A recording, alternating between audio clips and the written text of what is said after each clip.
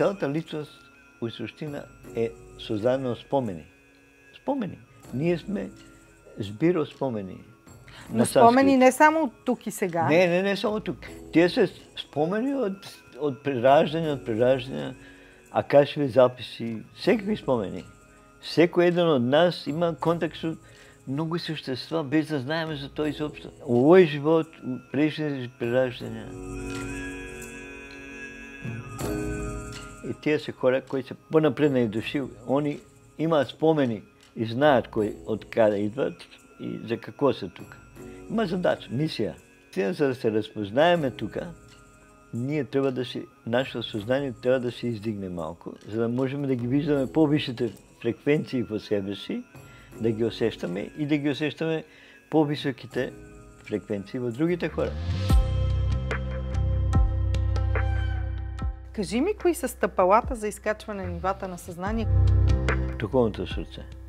Без да го изчистиме сърцето от разни лоши работи, депресия, гнев, злоба, завист.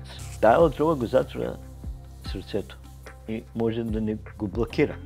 Той се намира тук, в центъра на градите. Как се чисти сърцето? Сърцето се чисти со плач. Да си позволяваме да плачем. А още по-силен плач е безмълвният плач.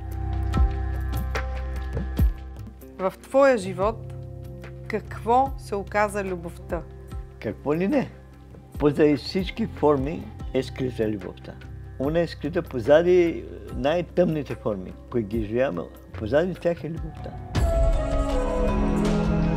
Светлината и тъмнината са едно. Че когато останеш по-дълго от тъмното, почне да се събужда вътрешната светлина. Светлината е вътрешна, докато тъмнината може да е външна. Когато всеки твой дъх се превърне в молитва, ще видиш атомите като ангели. И във всеки повей ще чуеш пърхането на крилете на любовта.